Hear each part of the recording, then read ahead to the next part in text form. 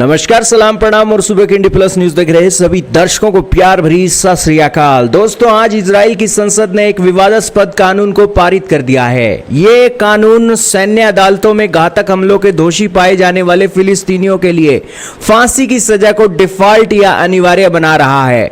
यह कदम प्रधानमंत्री Benjamin Netanyahu के कट्टर दक्षिणपंथी सहयोगियों द्वारा अपने चुनावी वादे को पूरा करने के लिए एक माना जा रहा है। दोस्तों, वेस्ट बैंक के सैन्य न्यायालयों में घातक आतंकवादी हमलों के दोषी फिलिस्तीनियों के लिए अब फांसी की सजा डिफॉल्ट कर दी गई है। केवल विशेष परिस्थितियों में ही न्यायाधीश इसे आजीवन कारावास में अब बदल सकेंगे।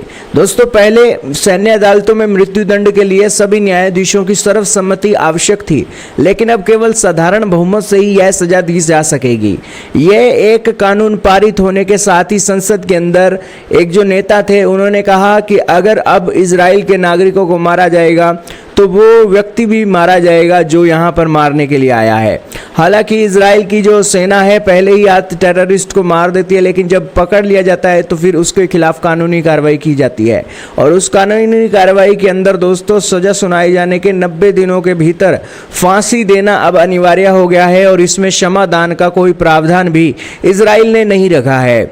यह फैसला जैसे ही सामने आया वैसे ही फिलिस्तीन के एक ऑफिशियल ने भी इसे कंडेम किया। संयुक्त राष्ट्र, यूरोपीय संघ और मानवाधिकारी संगठनों ने इस कानून की कड़ी निंदा की। इसे अंतर्राष्ट्रीय कानून और मानवाधिकारों का उल्लंघन बताया गया। इजराइल के भीतर भी विपक्षी नेताओं ने चेतावनी दी कि यह कानून सुरक्षा के बजाय हिंसा को और भड़का सकता है और भविष्य में बंधकों की रिहाई की बातचीत को जटिल बना सकता है। कानून को चुनौती देने के लिए इजराइल के सुप्रीम कोर्ट में पहले ही याचिकाएं दायर की जा चुकी हैं। देखना होगा इजराइल के पीएम बेंजामिन नेतन्याहू के इस फैसले और कानून पारित को क्या चुनौती सुप्रीम कोर्ट दे सकता है। वहीं बात की जाए वर्ल्ड के अंदर तो 55 देश वर्ल्ड में ऐसे हैं जो अभी भी मृत्युदंड को कानूनन बनाए हुए हैं और इसका इस्तेमाल करते हैं, जबकि 113 देशों ने इसे पूरी तरीके से समाप्त कर दिया है। सबसे ज्यादा फांसी देने वाले देशों की संख्या अगर बताएं तो चीन, ईरान, सऊदी अरब, इराक और अमेरिका इसमें शामिल हैं।